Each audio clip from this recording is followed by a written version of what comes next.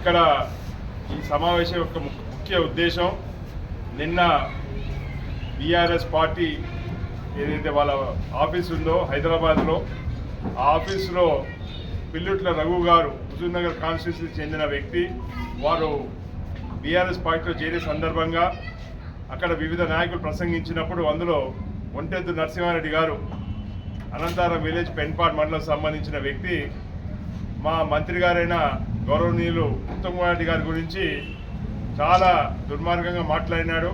దాన్ని పూర్తిగా కాంగ్రెస్ పార్టీ సూర్యాపేట జిల్లా కాంగ్రెస్ పార్టీ పక్షాన నియోజకవర్గ పక్షాన అందరం గట్టిగా ఖండిస్తున్నాం దీన్ని. ఎందుకంటే అసలు ఆయన మాట్లాడిన పద్ధతి ఏందో ఆయన సంగతి ఏందో సూర్యాపేట జిల్లా ప్రజలందరికీ తెలుసు. కానీ ఒక రాష్ట్ర స్థాయి స్టేజ్లో మాట్లాడేటప్పుడు ఆయన ఏ విధంగా ఒక గౌరవ మంత్రి గారి గురించి మాట్లాడేటప్పుడు ఈయన స్థాయి అయింది, అసలు మంత్రి గారి గురించి మాట్లాడటమేంది. అనంతారం విలేజ్లో కాంగ్రెస్ పార్టీలో ఎంత పటిష్టంగా ఉందో మీ అందరికీ తెలుసు. అక్కడ 12 వార్డులకు గాను మన సర్పంచ్ ఎన్నికల్లో 9 వార్డులు గెలిచినాం. అక్కడ మా సర్పంచ్ గారైన మా పక్కన కూర్చున్న మామిడి శోభ గారు 474 ఓట్ల లీడ్ తోటి మేము అక్కడ ఆ గ్రామంలో గెలిచినాం. అదేగాక మొన్న అసెంబ్లీ ఎన్నికల్లో కూడా జగదీష్ రెడ్డి గారు మొత్తం పెన్పాడ్ మండలం అంతా కూడా ఒంటెద్దు నరసింహారెడ్డి గారి ఇంటికాడ నుంచే ప్రచారం చేసినప్పుడు కూడా ఆ రోజు దామోడి గారికి లీడ్ వచ్చింది. పార్లమెంట్ ఎన్నికల్లో రఘువీరెడ్డి గారికి కూడా లీడ్ వచ్చింది. ఈ పెద్ద మనిషి ఒంటెద్దు నరసింహారెడ్డి గారు మరి ఆయన గ్రామంలో ఏమీ చేయలేక ఆయన రాష్ట్ర స్థాయిలో ఆయన హుజూర్నగర్ ఇన్ఛార్జ్ అంట. మరి ఇక్కడ ఎందుకు ఇన్ఛార్జ్గా పెట్టినారో ఆ రోజు బీఆర్ఎస్ పార్టీ పరిపాలన ఉన్నప్పుడు వీళ్ళందరూ కలిసి ఒక ముఠాగా ఏర్పడి మొత్తం మోసగాళ్ళ కంటే కూడా ఎక్కువ దోచుకున్న చరిత్ర ఈ ఒంటెద్దు నరసింహారెడ్డి గారిది. అందుకోసమే ఇట్లాంటి వ్యక్తులు కూడా ఈరోజు మంత్రి గారి గురించి ముఖ్యమంత్రి గారి గురించి మాట్లాడటం చాలా బాధాకరం. ఎందుకంటే ఈ విషయం ఈరోజు ప్రెస్ కాన్ఫరెన్స్ పెట్టి ఎందుకు చెప్పాల్సి వస్తుందంటే బయట వాళ్ళు తెలియని వాళ్ళు ఏదో మరి నరసింహారెడ్డి గారు ఎంత మునగాలనుకునే పరిస్థితుల్లో చేపట్టి మరి సొంత గ్రామంలో కూడా ఈ రోజు కూడా మేము ఛాలెంజ్ చేస్తున్నాం. మేము 9 వార్డులు గెలిచినాం గురించి మీరు ఆయన అవినీతి గురించి మాట్లాడతారా? మీరు రియల్ ఎస్టేట్లు చేసి కాంట్రాక్టులు చేసి సంపాదించిన మాట వాస్తవం కాదా నరసింహారెడ్డి గారు అని చెప్పి మీరు సూటిగా మేము ప్రశ్నిస్తున్నారు. మీరు అనంతారం నుంచి అన్నాచిపురం వరకు రోడ్ వేస్తే ఒక నెల రోజులోపే మొత్తం బీటీ రోడ్ అంతా కూడా టోటల్గా లేచిపోయిన సంగతి అందరికి తెలిసిన సంగతి మీకు గుర్తు తీసుకొస్తున్నాను.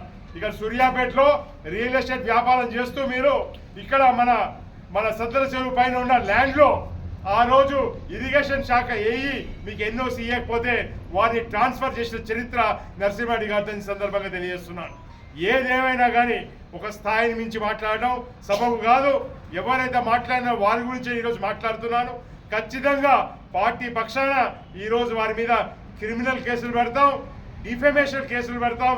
వారిని బహిరంగంగా బేషరతుగా మంత్రి గారికి క్షమాపణ చెప్పాలి, మా ముఖ్యమంత్రి గారికి క్షమాపణ చెప్పాలని చెప్పి పత్రికాముఖంగా వారిని హెచ్చరించడమే కాదు తప్పకుండా వారిని పోలీస్ స్టేషన్ కానీ కోర్టుకు లాగే పరిస్థితి ఉందని చెప్పి సందర్భంగా తెలియజేస్తున్నాను.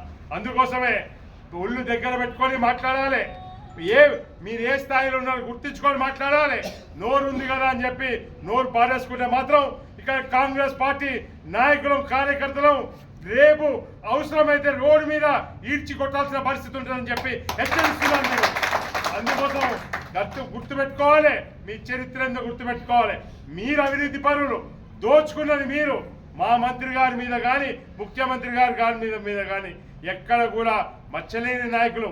నేను చెప్తున్నాను, దామోదర్ గారు ఏ రోజైతే ఇక్కడ సూర్యాపేట నుంచి కానీ తుంగతుర్తిలో కానీ మీ అందరికి తెలిసిన చరిత్ర, మాకు ఎలాంటి అవినీతి మచ్చ లేకుండా ఉమ్మడి రాష్ట్రంలో నిలిపిన నాయకుడు దామోదర్ గారు. వారి వారసుడిగా నేను అదే విధంగా రాజకీయాలు చేస్తున్నాను. మా మంత్రి ఉత్తమ్ కుమార్ రెడ్డి గారి మీద కూడా ఎక్కడ రాష్ట్రంలో కూడా ఒక చిన్న మచ్చ లేదు. అట్లాంటి వ్యక్తి గురించి మాట్లాడే అర్హత నీకు ఎక్కడదని చెప్పి ఈ సందర్భంగా తెలియజేసుకుంటూ నరసింహారెడ్డి గారికి ఇదే నా హెచ్చరిక. మేము ఇక్కడ కంప్లైంట్ ఇవ్వబోతున్నాం పోలీస్ స్టేషన్లో, అదేవిధంగా మేము కోర్టులలో కేసులు వేయబోతున్నాం. మీ మీద మీకు నోటీసులు ఇస్తున్నాం. మీకు ఇదే అవకాశం. మీరు వచ్చి బహిరంగంగా బేషరతుగా క్షమాపణ చెప్పి మీరు ఇచ్చిన స్టేట్మెంట్ని వాపస్ తీసుకోవాలని చెప్పి పత్రికాముఖంగా మిమ్మల్ని కోరడం జరుగుతున్నది. చేయనప్పుడు ఖచ్చితంగా లీగల్ యాక్షన్ కూడా ఉంటుందని చెప్పి తెలియజేసుకుంటూ మీ అందరూ అవకాశం ఇచ్చిన మీ అందరికీ కూడా ధన్యవాదాలు తెలియజేసుకుంటాను.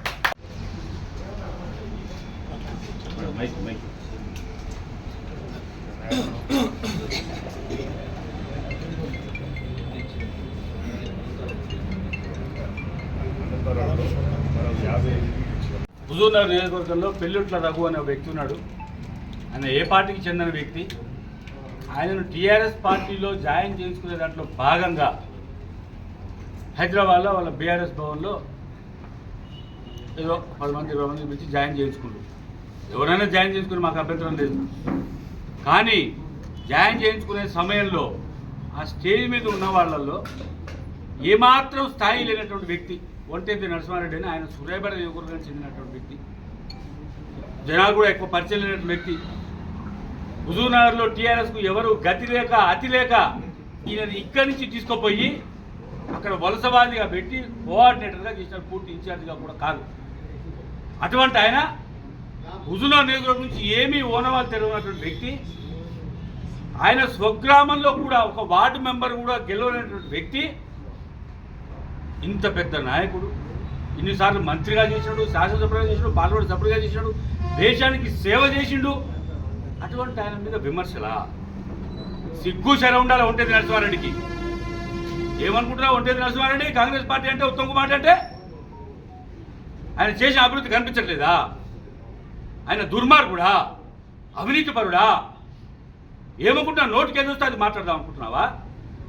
ఉత్తమ్ కుమార్ అభిమానులు, కాంగ్రెస్ పార్టీ కార్యకర్తలు ఎవరు కూడా చూస్తూ ఊరుకోరు. నువ్వు ఇటువంటి మాటలు మాట్లాడితే నీకు తగిన బుద్ధి చెప్తామని చెప్పి సందర్భంగా తెలియజేస్తాం. ఏమయ్యా హుజూర్నగర్ నియోజకవర్గంలో కనీ విని నేను రాష్ట్ర స్థాయిలో మాట్లాడాలి, ఆయన హుజూర్నగర్ గురించి మాట్లాడింది కాబట్టి చెప్తా ఉన్నాను. నేను కనీ విని ఎరగని రీతిలో హుజూర్నగర్లో బ్రహ్మాండమైన అభివృద్ధి చేస్తూ ఉన్నాడని నీ కళ్ళ కనపడట్లేదా? గుడ్డేను వారు ఏమన్నా?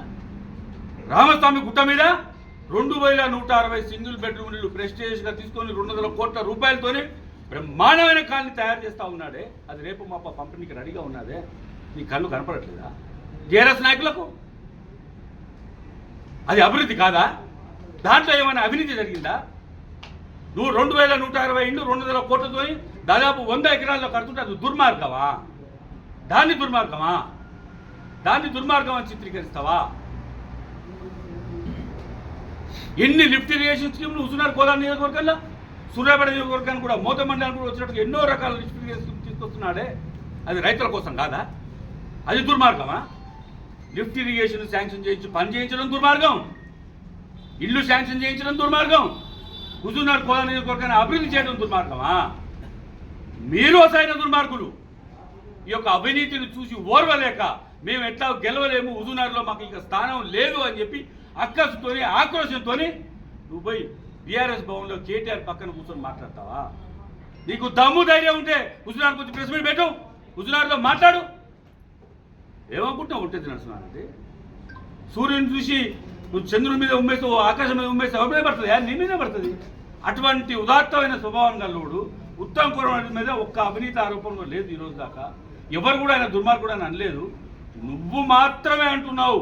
నీ యొక్క ఈ యొక్క విమర్శ అనేది పరాకాష్ఠకు చేరింది. కాంగ్రెస్ పార్టీ కార్యకర్తలు ఎవరు కూడా చూస్తూ ఊరుకోరని చెప్పి ఈ సందర్భంగా తెలియజేస్తా ఉన్నాం.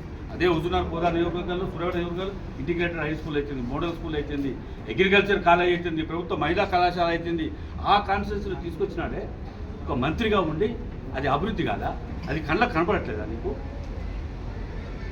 పోనీ నువ్వు అనంతారం గ్రామం, నీ ప్రాపర్ సూర్యాపేట నియోజకవర్గం, 10 సంవత్సరాలు టీఆర్ఎస్ పార్టీలో నువ్వు ఉన్నావు కదా, ఏదో నామినేటెడ్ పోస్ట్ కూడా నీకు ఇచ్చింది కదా. నీ ఊర్లో నువ్వు నీ ప్రభుత్వం ఇచ్చిన అప్పటి ప్రభుత్వం ఇచ్చిన డబ్బులు పెట్టి మిల్లు ఎందుకు కట్టించినా నువ్వు చెప్పాలి.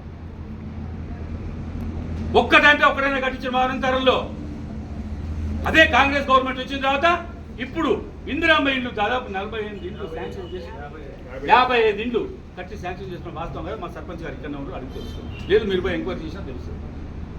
10 సంవత్సరాలు నువ్వేం కట్టలు కట్టలే కదా. నువ్వా మాట్లాడేది? వాటి ఖబర్దార్తా ఉన్నా. ఇటువంటి అబద్ధ ప్రచారాలు, అసత్య ప్రచారాలు మానుకోండి. ఇటువంటి విమర్శలు మానండి. లేకపోతే కాంగ్రెస్ పార్టీ కార్యకర్తలు తగిన బుద్ధి చెప్తారు.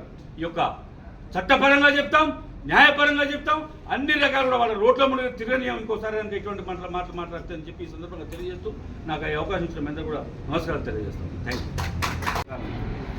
ఎవరు ఈ ఒంటెద్దు నరసింహారెడ్డి సోపాళ్ళు ఒంటెద్దు నరసింహారెడ్డి పనికిరాని చెత్త పొలిటికల్ లీడరు బీఆర్ఎస్ లీడర్. మరి ఆ చెత్తను ఎందుకు బీఆర్ఎస్లో వెంబడేసుకుని తిరుగుతున్నారో నాకైతే అర్థం కావట్లేదు. మళ్ళీ ఆయనకు కోఆర్డినేటర్ పదవి ఇచ్చి కూర్చున్నారు. ఆయన చక్కదనం ఏందో ఒక చిన్న మాట చెప్తారు. డాంబర్ ప్లాంట్ పెడదామని చెప్పి సూర్యాపేట టౌన్లో ఉన్నటువంటి ఒక మన కాంగ్రెస్ నాయకుడు అనంతరం మల్లయ్య జాగా లీజుకు తీసుకుంటాయి. లీజుకు తీసుకొని డాంబర్ ప్లాంట్ ఎడిపోయిందో తెలియదు.